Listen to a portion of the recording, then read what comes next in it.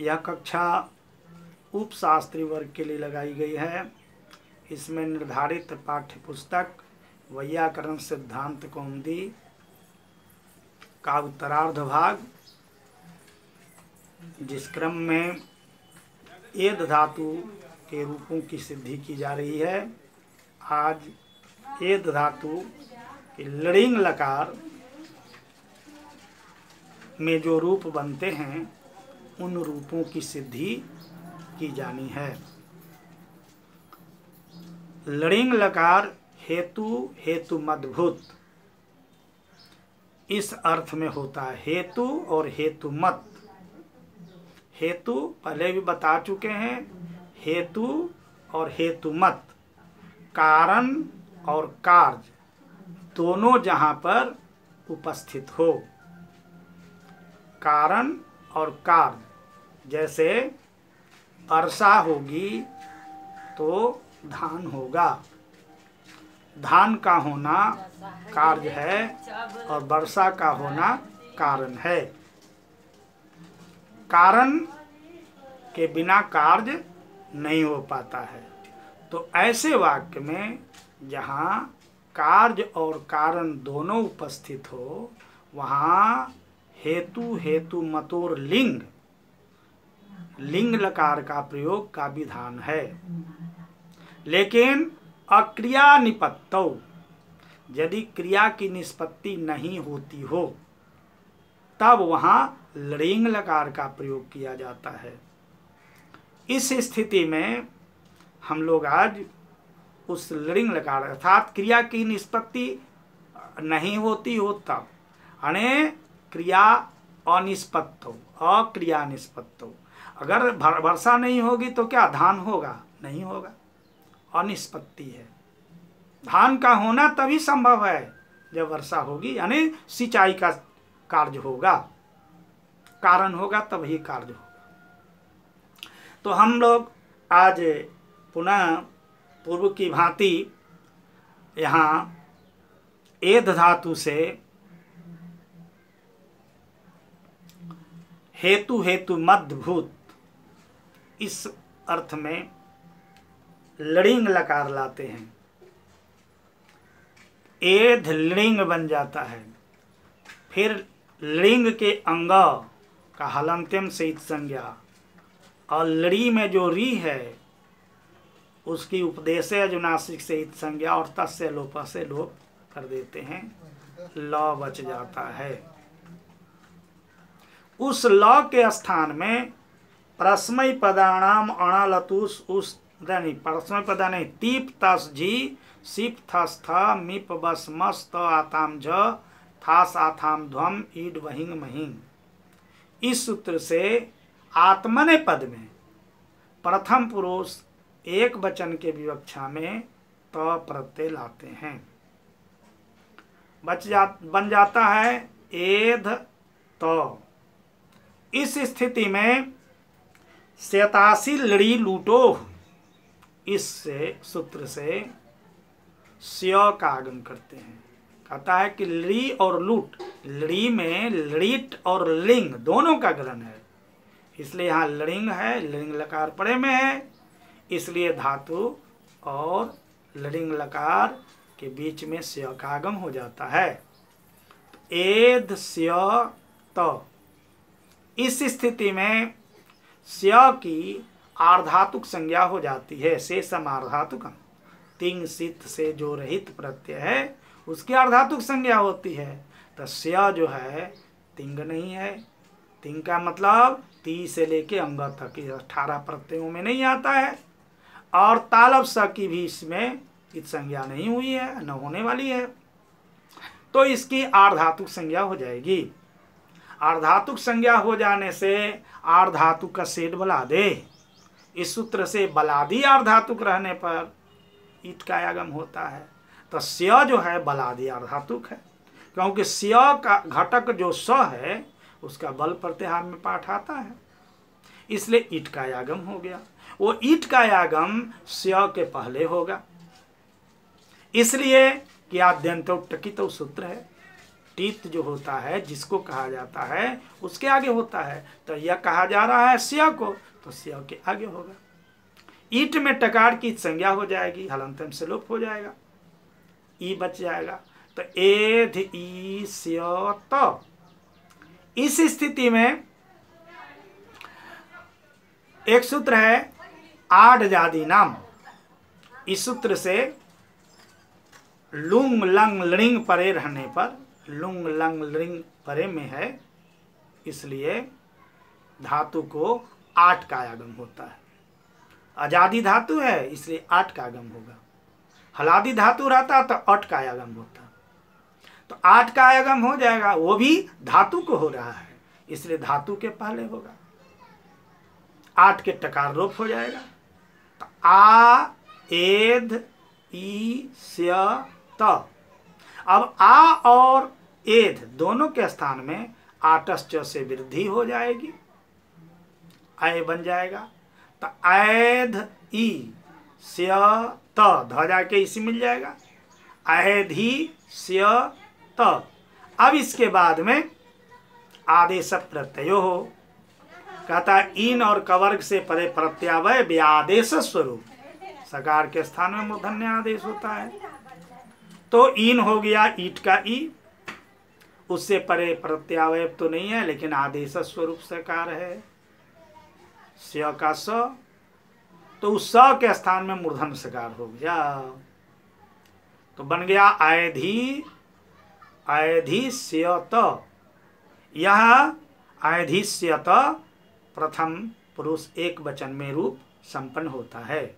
यहाँ त के अ को टीतात्मनि पदानाम टेरे से एक तो नहीं करते हैं क्योंकि यह टीत लकार नहीं है, यह लृंग लकार है जो इंगित लकार है। तो इस तरह से ये तो नहीं करते हैं, तो ऐधिष्यत बन जाता है। इसके बाद जब मध्यम पुरुष प्रथम पुरुष द्विवचन बनाने की जब विवक्षा होती है तब आताम प्रत्यय लाते हैं। तो क्या बनता है? एध आताम। यहां भी श्वेताशील ऋटो इस सूत्र से स्य का आगम करते हैं। एध स्य आताम। इसके बाद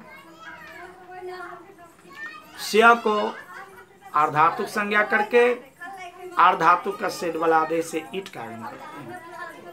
ईट के टकार लोप होता है। एद ई स्य आताम।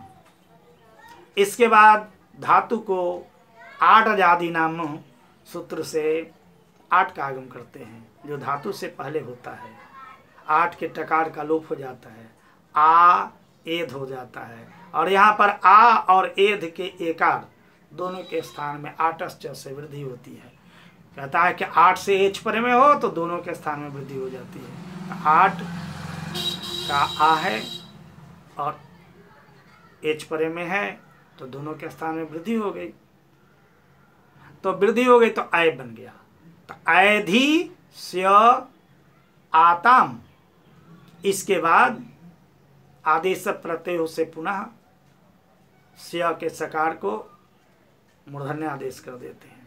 इसके बाद आ तो इंगित है सूत्र से, आताम के जो आ है उसके स्थान में ई आदेश हो जाता है, क्योंकि इंगित प्रत्यय सार्धातुकम अपित इंगितवत, सार्धातुक अपित जो है उसको इंगितवत भाव होता है। तो यह आताम जो है सो सार्धातुक है और अपित है, प्रकार की संज्ञा नहीं हुई है, इसलिए इंगित हो गया। इसलिए आताम के आकार को ई आदेश हो गया। तो ऐधिष्य य ताम, य का य जो है लोपो व्योर्बली से लोप हो जाता है और ई को स्य का य का अ और ई दोनों के स्थान में आद गुना से गुण होके ए बन जाता है। तो ऐधिष्येताम, ऐधिष्येताम बन जाता है। यहाँ भी ताम के आकार को टीतात्मने पदानाम टेढ़े से एत्व इसीलिए नहीं होता है कि यह टीत लकार नहीं है, यह इंगित लकार है। तो दूसरा रूप बन गया। इसके बाद ऐधिष्यत, ऐधिष्यंत, ऐधिष्यंत बनेगा। यह कैसे बनेगा? एध धातु से प्रथम पुरुष बहुवचन की विवक्षा में झ प्रत्यय लाएंगे और झ के स्थान में झोअंत एक सूत्र है, उससे अंत आदेश हो जाता है। तो क्या बन जाता है? एध अंत। इस स्थिति में स्यतासी लड़ी लुटो, इस सूत्र से पुनः स्य करते हैं। एद स्य अंत। इसके बाद स्य की आर्धातुक संज्ञा और उससे पहले आर्धातुक का सेठ वाला आदेश से ईट का आगम करते हैं, ईट के टकार लोप हो जाता है। एध ई स्य अंत। इसके बाद धातु के आगे आठ जाति नाम से आठ का आगम करते हैं, आठ के टकार लोप करते हैं। आ एध ई स्य अंत। अब आटश्च से आ और ए के बीच में वृद्धि कर देते हैं, तो ऐध ई ध जाके इस मिल जाता है। ऐधिष्य अंत, ऐधिष्य अंत। अब ऐधिष्य में जो य में जो अ है वह पदांत है, उससे गुण रूप परे में अंत का अ है, तो अतो गुणे से यहाँ पर रूप हो जाता है। दोनों मिलने के बाद पर में जो रूप है वही बनता है, तो ऐधिष्यंत बन जाता है। जब मध्यम पुरुष एक वचन बनाने की विवक्षा होती है तब एध धातु से थास प्रत्यय लाते हैं, एध थास। इसके बाद शतासी लुटो, इस सूत्र से पुनः स्य का आगम करते हैं। एध स्य थास। स्य की आर्धातुक संज्ञा और आर्धातुक का सेठ बला दे, इस सूत्र से ईट का आगम करते हैं, ईट में टकार लोप हो जाता है। एध ई स्य थास बन जाता है। और इसके बाद धातु को आठ जाति नाम से आठ के आगम, टकार लोप और आटश्च से वृद्धि। ऐधी ध जाके इसे मिलता है, मिल जाता है ध ई से। ऐधिष्य थास। अब थास के सकार का रुत विसर्ग कर देते हैं। यहाँ भी थास के स्थान में से आदेश नहीं करते हैं, थासा से कहता टीत लकार में होता है, यह टीत लकार नहीं है, इंगित लकार है, इसलिए से आदेश नहीं होता। थास के सकार, सकार के स्थान में रुत विसर्ग हो जाता है, ऐधिष्य थाह। अब पुनः जो स जो है स्य का धंसकार है, उसके स्थान में आदेश प्रत्ययो, उस सूत्र से मूर्धन्यकार कर देते हैं, तो ऐधिष्य थाह बन जाता है। इसी तरह से जब मध्यम पुरुष द्विवचन बनाने की विवक्षा होती है तब आथाम प्रत्यय लाते हैं, एध आथाम बन जाता है। और शतासी लूटों से स्य का आगम करते हैं, एध स्य आथाम। उसके बाद स्य की आर्धातुक संज्ञा और आर्धातुक का सेठ बला दे से ईट का आगम, ईट के टकार लोप हो जाता है। एध ई स्य आथाम। अब एध को जो धातु है उसको आठ जाति नाम से आठ का आगम करते हैं, टकार का लोप करते हैं और आटश्च से वृद्धि कर देते हैं, तो ऐधि ऐध ई स्य आथाम ध्वजा के इसे मिल जाता है, ऐधि स्य आथाम। इसके बाद स्य के सकार को आदेश प्रत्ययों से मूर्धन सकार कर देते हैं, इनसे परे प्रत्यावय सकार या आदेश स्वरूप सकार, उसके स्थान में मूर्धन सकार होता है। इन से परे है, इन है ईट का ई, उससे परे स्य के सकार को मूर्धन सकार हो गया, ऐधिष्य आथाम।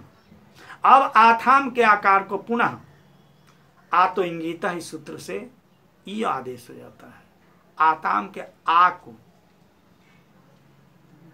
बन जाता है ऐधिष्य य ताम।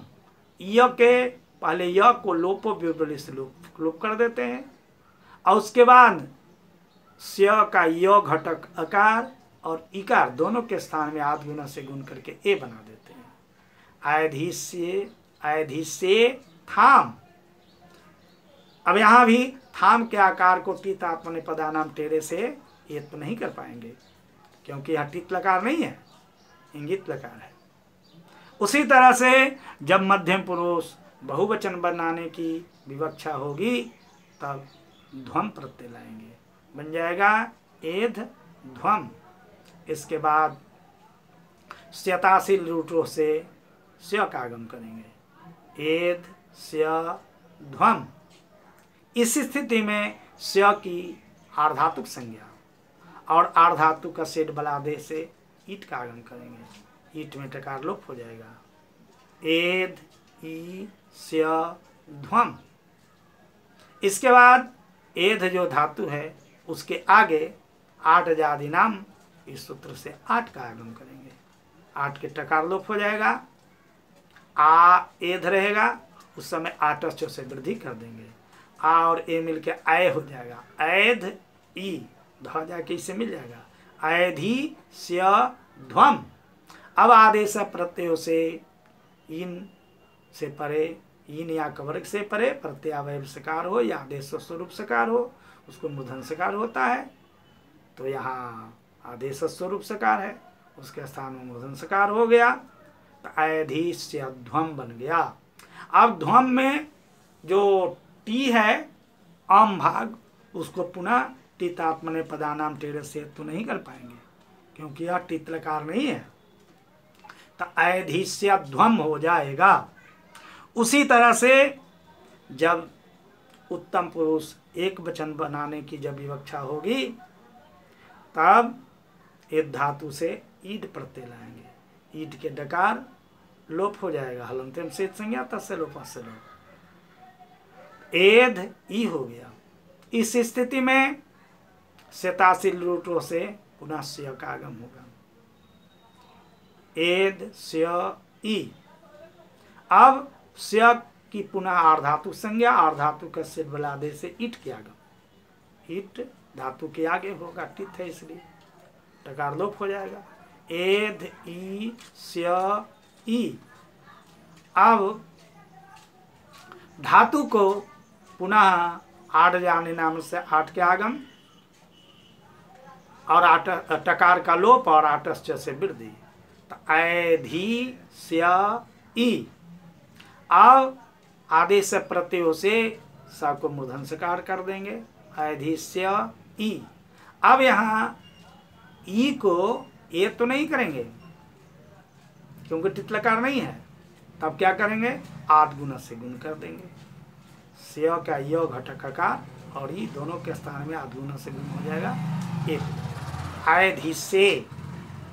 इसके बाद ऐधिष्या वही, जब उत्तम पुरुष द्विवचन की विवक्षा होगी तब महिंग प्रत्यय लाएंगे, एध महिंग हो जाएगा, महिंग में अंगकार की संज्ञा हो जाएगी, महिंग नहीं वहिंग, ध्यान रखिएगा, वहिंग, वहिंग में अंगकार की संज्ञा हो जाएगी, बच जाएगा वही, एध वही।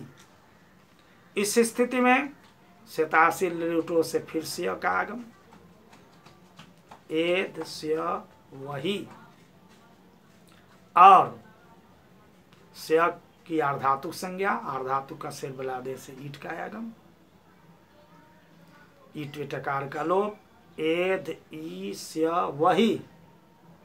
इसके बाद धातु को आठ का आगम, आठ जादि नाम से आटश्च से वृद्धि, ऐधी ध्वजा के ईट के इकार से मिल जाएगा, ऐधी स्य वही। अब यहाँ स्य के य घटक जो आकार है उसको अतो दीर्घो जाई, अतो दीर्घो जाई, इस सूत्र से दीर्घ हो जाएगा, ऐधिष्या वही। यहाँ वही में इकार को ये तो नहीं होगा, टितातु ने पदानाम टेढ़े से, क्योंकि यह टित लकार नहीं है, इंगित लकार है। उसी तरह से उत्तम पुरुष बहुवचन बनाने की जब इच्छा होगी तब एध धातु से महिंग प्रत्यय लाएंगे, एध महिंग, महिंग के अंगकार की संज्ञा हलंत्यम से तस्य लोपस्य लोप बच जाएगा मही, एध मही। इस स्थिति में शतासी लड़ी लूटो, इसे स्य का आगम किया जाएगा, एध स्य मही। इस स्थिति में स्य की आर्धातुक संज्ञा, आर्धातुक का सेठ बलादे से ईट का आगम, ईट स्य के आगे होगा, टकार की संज्ञा लोप, एध ईस्य मही। इसके बाद एध धातु जो है उसको आठ जाति नाम से आठ का आगम जो धातु से पहले हो जाएगा, टकार का लोप, आटस्य से वृद्धि, ऐधी स्य मही। और ऐधी स्य मही स भी दंश है, उसके स्थान में आदेश प्रत्यय से इनसे परे प्रत्यावय सकार या आदेश स्वरूप सकार, आदेश स्वरूप सकार है, उसको मूर्धन सकार हो गया, ऐधी स्य मही। इसके बाद स्य के अकार को पुनः अतो दीर्घ हो जाएंगे, सूत्र से दीर्घ कर देंगे, या यहाँ भी साधातु परे में हो अदंतन को दीर्घ हो जाए, दीर्घ हो जाएगा ऐधिष्या मही। यहाँ भी टितात्मने पदानाम टेरे से ये तो नहीं कर पाएंगे, इसलिए कि यह इंगित लकार है। इस तरह से एध धातु के लिंग लकार के जो रूप होते हैं सभी रूपों की सिद्धि की गई, ऐधिष्यत, ऐधिष्येताम, ऐधिष्यन्त, ऐधिष्यथाः, ऐधिष्येथाम, ऐधिष्यध्वम, ऐधिष्ये, ऐधिष्यावहि, ऐधिष्यामहि। तो हम लोग भू धातु के प्रत्येक रूपों का अने जो दसों लकार में रूप होते हैं उन सभी रूपों की सिद्धि किए, और उसी तरह से आत्मने पद में एध धातु के दसों लकार में जो रूप होते हैं प्रत्येक रूपों की सिद्धि की गई। तो आत्मने पद में जब बनाने की इच्छा होगी किसी धातु से तो भू धातु में जो जो सूत्र लगे हैं उसके अनुसार, और आत्मने पद बनाने की इच्छा होगी तो एध धातु में जो जो सूत्र लगे हैं उसके अनुसार अब बनाएंगे। इसलिए भू धातु और एध धातु के सभी रूपों का अर्थ सहित ज्ञान होना आवश्यक है, तभी आगे के रूपों की सिद्धि कर सकेंगे। इसलिए अब जो आगे रूप सिद्ध करेंगे वह मुख्य मुख्य धातु के जो मुख्य मुख्य रूप बनेंगे उसकी सिद्धि की जाएगी, जो परीक्षा में आने के योग्य है, परीक्षोपयोगी होगी। क्योंकि अगर सब रूपों की सिद्धि करेंगे तो हम पार नहीं पा पाएंगे, इसलिए कि 2000 से ऊपर धातु हैं और एक धातु का रूप 90 बनता है। अब यह जोड़ लीजिए कि 90 तो कितना होगा, 9 रूप मैं प्रतिदिन बनाता हूँ तो इतना समय लग जाता है। तो इसलिए मुख्य मुख्य रूपों को बनाएंगे। आगे भवादि प्रकरण हुआ, भवादि प्रकरण के बाद में आदादि ज्योत्यादि जो आगे नवगणित हैं उन सबों के रूपों की सिद्धि की जाएगी क्रमशः। लेकिन इन दोनों धातुओं में लगने वाले जो सूत्र हैं उनका अर्थ सहित ज्ञान करना अति आवश्यक होगा। ओ